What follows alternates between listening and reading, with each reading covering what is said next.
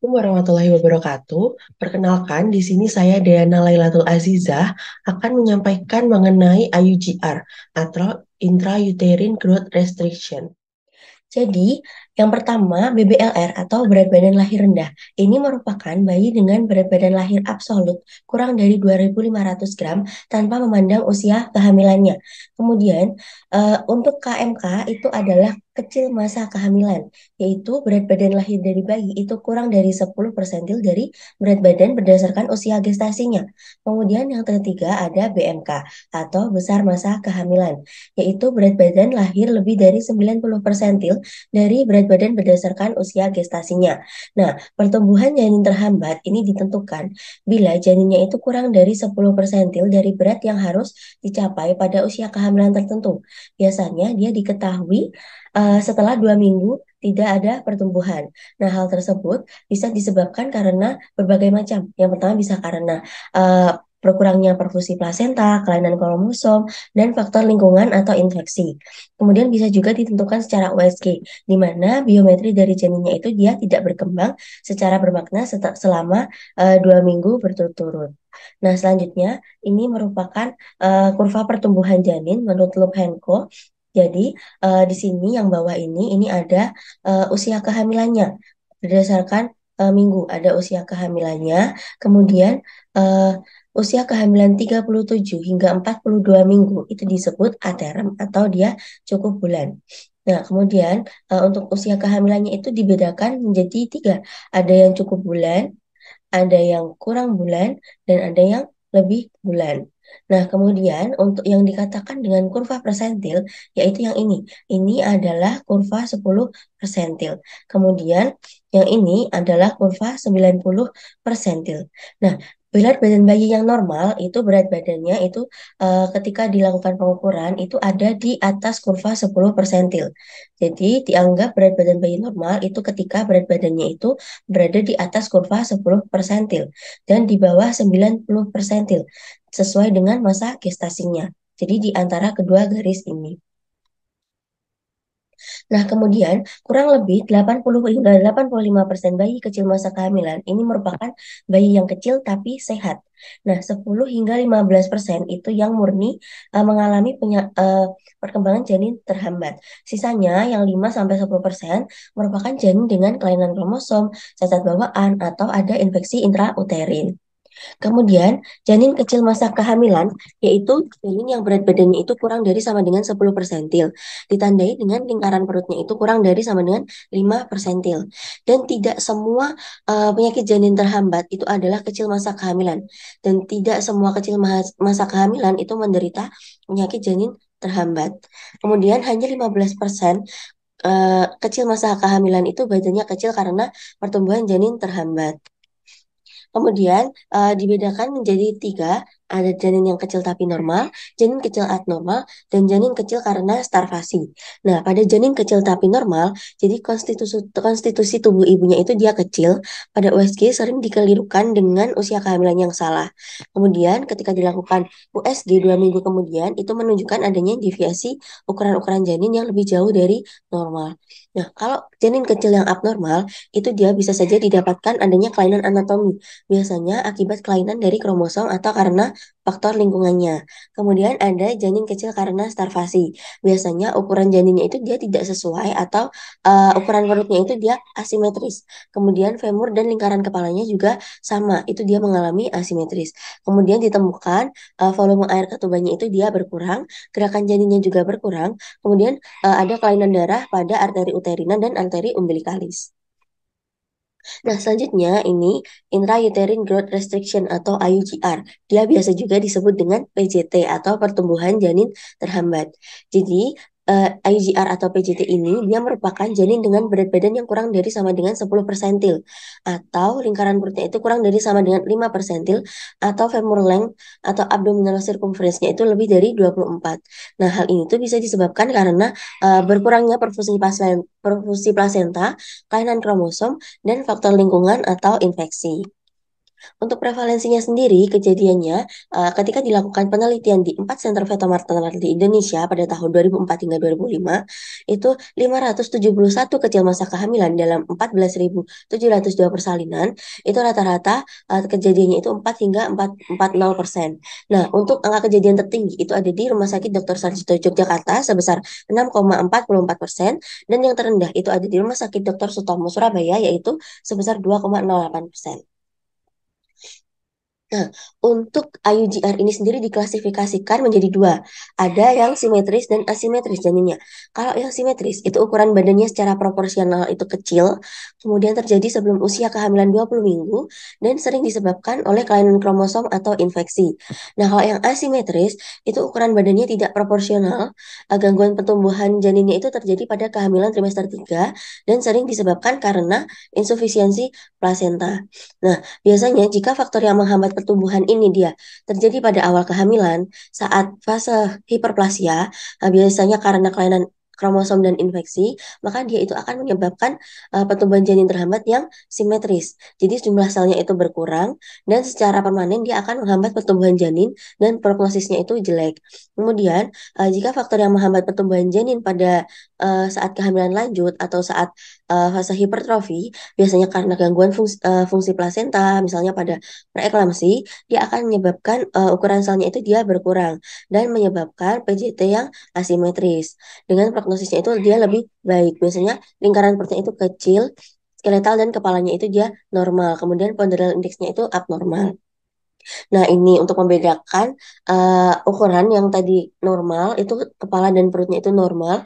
Untuk yang simetris itu kepala dan perutnya itu kecil, dan yang asimetris itu untuk kepalanya itu besar dan untuk abdomennya itu kecil. Jadi dia nampak lebih kurus daripada bayi yang seharusnya. Nah, selanjutnya untuk faktor resikonya, di sini ada beberapa macam faktor resiko. Yang pertama menurut Lin tahun 1984, jadi yang menyebabkan IUGR atau PJT ini yang pertama ada lingkungan sosioekonomi yang rendah. Kemudian ada riwayat PJT dalam keluarga, riwayat obstetri yang buruk, berat badan sebelum hamil dan selama kehamilan yang rendah, komplikasi obstetri dalam kehamilan, dan komplikasi medik dalam kehamilan. Selanjutnya, menurut Manakatala, itu yang terdeteksi dibedakan menjadi dua. Ada yang terdeteksi sebelum kehamilan dan terdeteksi ketika selama kehamilan. Yang terdeteksi sebelum kehamilan, yang pertama itu ada riwayat PJT sebelumnya, riwayat penyakit kronis, riwayat APS atau antifosfolipid syndrome, kemudian ada indeks massa tubuh yang rendah, dan ada maternal hipoksia. Nah, untuk yang terjadi selama masa kehamilan, yang pertama itu karena peninggian maternal serum alpha fetoprotein atau MSFP atau human chorionic gonadotropin atau hormon HCG. Kemudian ada riwayat makan obat-obatan tertentu seperti Coumarin, Hydantoin. Kemudian ada riwayat perdarahan pervaginam, kelainan plasenta, partus prematurus, kehamilan ganda, dan kurangnya pertambahan berat badan selama kehamilan. Nah, untuk etiologinya ini tadi kan dia ada tiga, ada karena maternal, ada plasenta dan tali pusat, dan janin. Untuk yang maternal, dia dibedakan eh, menjadi yang pertama ada hipertensi dalam kehamilan, penyakit jantung sianosis, diabetes mellitus, hemoglobinopati, penyakit autoimun, malnutrisi, merokok, narkotika, kelainan uterus, dan trombofilia. Kemudian untuk etiologi karena plasenta dan tali pusat, dia ada sindroma twin to twin transfusion atau ini tuh ada gangguan dalam kehamilan kembar akibat ketidakseimbangan aliran darah di antara janin yang berbagi dalam satu plasenta. Kemudian ada karena kelainan plasenta, solusia plasenta kronik, plasenta previa, kelainan inersi tali pusat, dan kelainan tali pusat. Kemudian untuk yang karena janin, etiologi berdasarkan janin, ini dia bisa terjadi karena infeksi pada janin seperti HIV, sitomegalovirus, rubella, herpes, toksoplasmosis, sifilis, kelainan kromosom atau genetik, trisomi dari 13, 18, dan 21. Kemudian bisa karena Turner syndrome dan penyakit metabolisme. Nah, di Rumah Sakit Dr. Sutomo Surabaya ini tuh penyebab penyakit jantung pertumbuhan janin terhambat ini tuh disebabkan yang utama karena tiga hal. Yang pertama karena preeklamsi atau eklamsi dengan angka kejadian 79%. Yang kedua karena hipertensi dengan angka kejadian 17%, dan 3,4%-nya itu dari kehamilan dengan kecil masa kehamilan di 4 center fetal maternal yang menderita cacat bawaan. Nah, untuk screeningnya, ini yang pertama bisa dilakukan mengukur TFU atau tinggi fundus uteri sejak kehamilan 20 minggu hingga aterm. Jika ada perbedaan sama atau lebih besar dari 3 cm dengan kurva standar, maka dilakukan USG. Nah, USG sendiri ini bisa dilakukan di ketiga trimester. Untuk yang trimester pertama, itu untuk mengkonfirmasi hari pertama haid terakhir dan kemungkinan adanya kehamilan multiple. Untuk yang trimester kedua, itu untuk mencari kelainan bawaan dan patologi lain. Dan untuk trimester ketiga, ini untuk mendeteksi gangguan pertumbuhan dan fisiologi dari uh, contohnya adanya brain sparing effect atau fetal hypoxia karena gangguan oksigenasi pada janin dan dilakukan pemeriksaan Doppler velocimetry yang abnormal. Nah, selanjutnya suspek pertumbuhan janin terhambat atau IGR itu jika dia terdapat salah satu dari yang di bawah ini. Yang pertama, TFU-nya 3 cm atau lebih di bawah normal. Nah, untuk TFU normal yaitu 2 cm lebih besar dari usia kehamilan. Selanjutnya, untuk pertambahan berat badannya itu kurang dari 5 kg pada usia kehamilan 24 minggu atau kurang dari 8 kg pada usia kehamilan 32 minggu. Ini untuk ibu dengan body mass index-nya itu kurang dari 30. Nah, kemudian untuk TBJ-nya itu yang kurang dari 10 persentil. Nah, untuk TBJ normal itu diukur dari berat janin normal itu 10 hingga 90 persentil seperti yang ada di kurva Hadlock tadi atau kisaran 1250 hingga 2200 gram. Selanjutnya eh, yang keempat itu ada head circumference atau abdominal circumference-nya itu dia kurang dari dia lebih dari satu. Nah, ini itu yang digunakan untuk mengukur usia kehamilan di trimester 2 atau 3. Kemudian yang kelima ada AFI atau Amnion Fluid Index-nya itu 5 cm atau kurang. Kemudian untuk normalnya itu 5 hingga 25 cm. Kemudian yang selanjutnya itu sebelum 34 minggu plasenta itu dia mengalami plasenta grade 3 atau saat usia kehamilan mencapai 39 minggu atau lebih pada tingkat ini tuh dia mengalami pengapuran ari-ari dan dia pengapurannya itu sudah tergolong cukup berat. Nah, ada bintik-bintik pengapuran itu dia sudah terbentuk, dia menyerupai cincin-cincin yang mengelilingi plasenta. Kemudian didapati gerakan janin yang berkurang.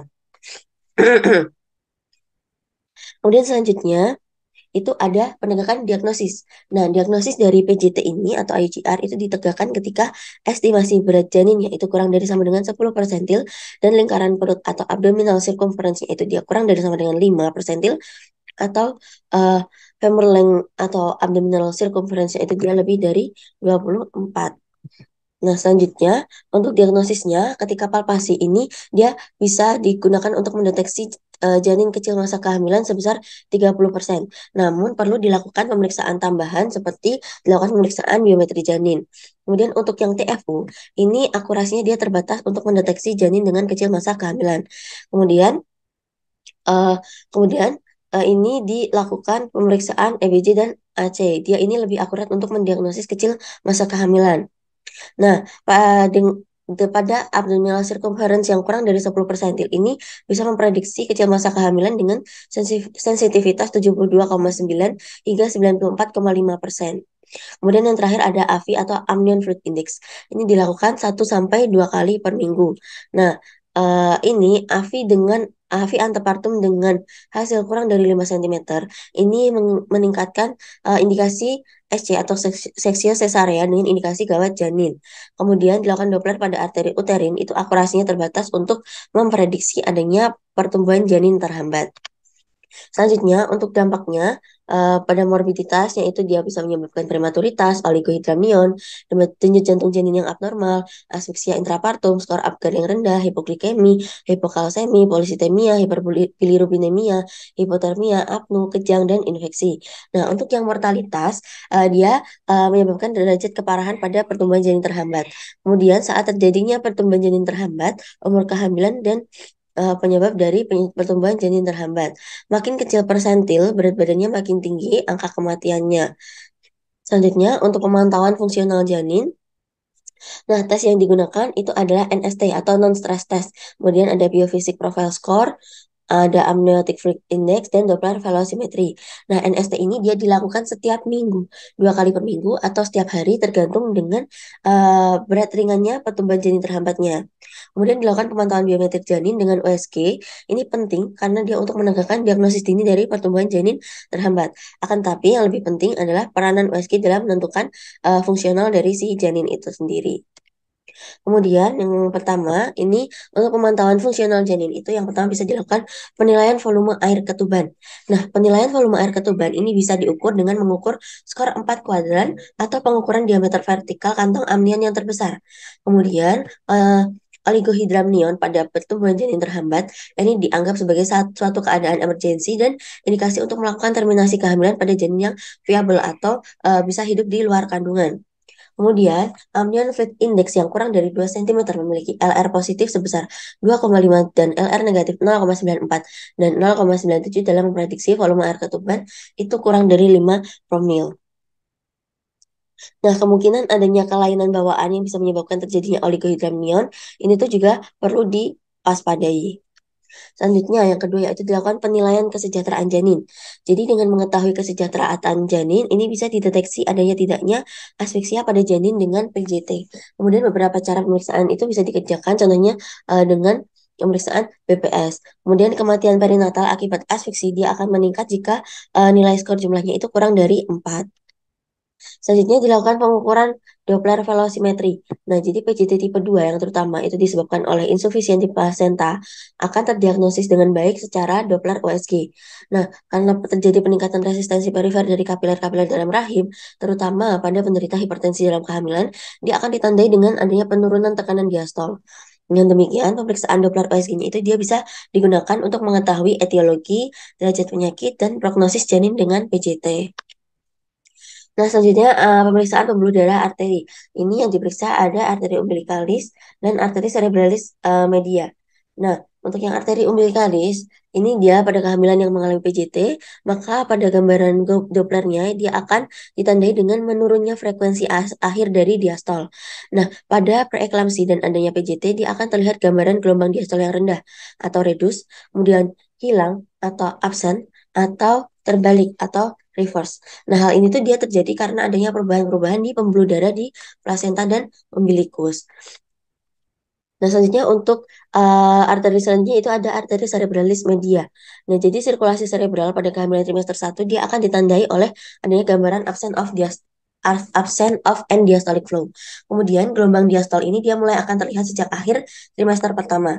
Nah, Doppler velocimetry pada cerebral janin ini juga membantu mengidentifikasi fetal compromise pada kehamilan resiko tinggi. Nah, jika janinnya ini dia tidak cukup mendapatkan oksigen dan terjadi central redistribution dari aliran darah dengan meningkatkan aliran darah ke otak, jantung, dan glandula adrenal. Nah, hal ini dia disebut dengan brain sparing reflux atau brain sparing effect atau BSE, yaitu redistribusi aliran darah ke organ-organ vital dengan cara mengurangi aliran darah ke perifer dan plasenta. Selanjutnya ada cerebroplacental ratio atau CPR. Jadi CPR janin ini dinilai dari pulsatility index dari MCA atau medial cerebral artery atau PI arteri umbilicalis, pulsatility index dari arteri umbilicalis. Nah, ini tuh merupakan alternatif lain untuk mendiagnosis dari PJT itu sendiri. Nah, CPR ini bisa mendeteksi kasus pertumbuhan janin terhambat yang ringan. Kemudian yang selanjutnya ada pemeriksaan pertumbuhan darah vena. Yang pertama ada vena umbilicalis. Jadi pada kehamilan normal, kehamilan trimester 1 itu dia akan terlihat gambaran pulsasi vena umbilicalis. Pada usia kehamilan yang lebih dari 12 minggu, dia ada gambaran pulsasinya itu dia menghilang digantikan dengan gambaran continuous forward flow. Nah, pada keadaan insufisiensi uteroplasenta, gambaran pulsasi dari vena umbilicalis ini dia akan terlihat kembali pada trimester 2 3 dan gambaran ini menunjukkan adanya keadaan hipoksia yang berat. Nah, ini tuh sebagai indikasi untuk menentukan janinnya ini tuh bisa determinasi kehamilan atau tidak. Selanjutnya itu ada ductus venosus. Nah, jadi gambaran penurunan resistensi ductus venosus yang menyerupai gambaran mekanisme dari brain sparing effect tadi itu tuh merupakan pertanda penting dari adanya hipoksia berat pada pertumbuhan janin terhambat. Nah, kemudian untuk terminasi atau persalinan, ini bisa dilakukan jika end diastoliknya itu masih ada, maka persalinannya itu ditunda hingga usia kehamilannya 37 minggu. Bila pada surveillance itu didapatkan AEDF atau REDF, sebaiknya diberikan steroid. Nah, kalau yang lain abnormal, contohnya itu ada BPS sama venous Dopplernya itu abnormal, maka bisa segera diterminasi. Jika usia kehamilannya itu lebih dari 34 minggu, meskipun yang lainnya normal, maka perlu dipertimbangkan terminasi. Yang ketiga yaitu dengan pemberian kortikosteroid jika usia kehamilannya kurang dari 36 minggu. Ini untuk mengurangi kejadian respiratory distress syndrome.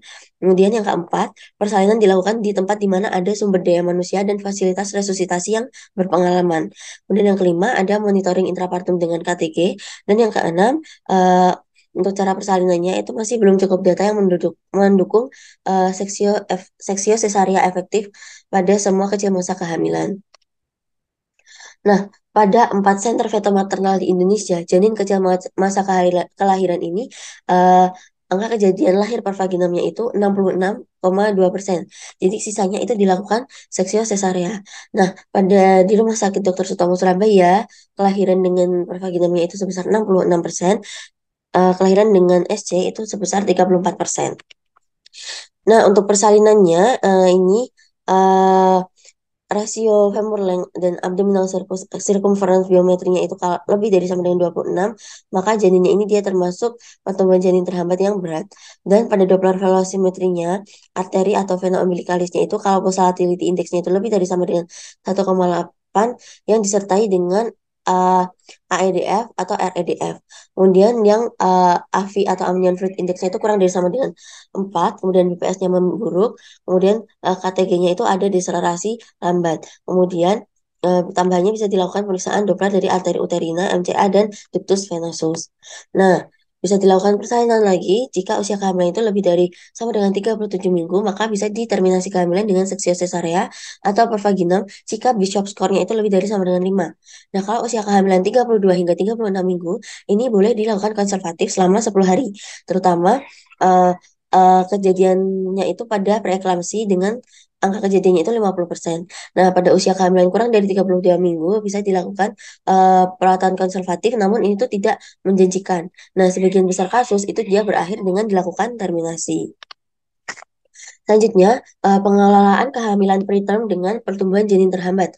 Untuk usia kehamilan yang kurang dari 32 minggu, jadi ini bisa diklasifikasikan berdasarkan etiologinya, apakah dia infeksi atau kelainan bawaan atau menurunnya sirkulasi feto-plasenter.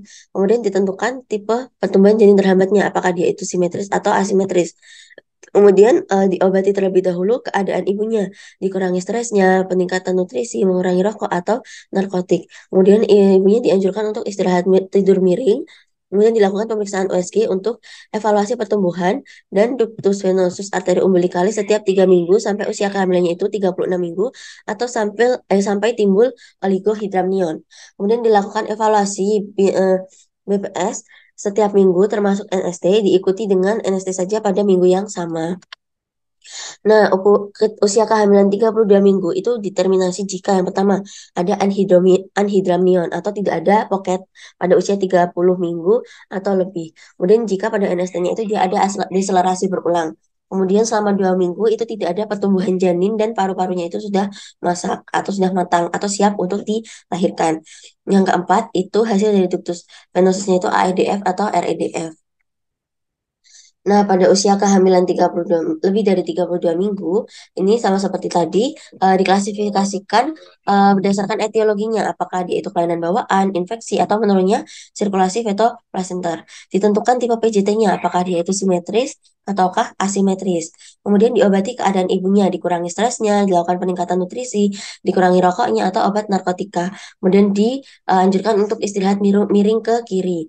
Kemudian dilakukan pemeriksaan USG untuk evaluasi pertumbuhan dari ductus venosus dan arteri umbilicalis setiap 3 minggu. Kemudian setiap 3 minggu dilakukan pemeriksaan BPS termasuk NST, lalu dilanjutkan dengan pemeriksaan NST saja pada minggu yang sama. Nah, kemudian umur kehamilan lebih dari 32 minggu ini bisa dilakukan terminasi jika usia kehamilannya 36 minggu atau lebih. Kemudian jika ditentukan jika ada oligohydramnion pada usia kehamilan kurang dari 36 minggu dikombinasi dengan ductus venosus dari arteri umbilicalisnya itu dia abnormal. Maka sekian presentasi tentang IUGR atau PJT yang dapat saya sampaikan. Mohon maaf apabila banyak ada salahnya. Sekian, wassalamualaikum warahmatullahi wabarakatuh.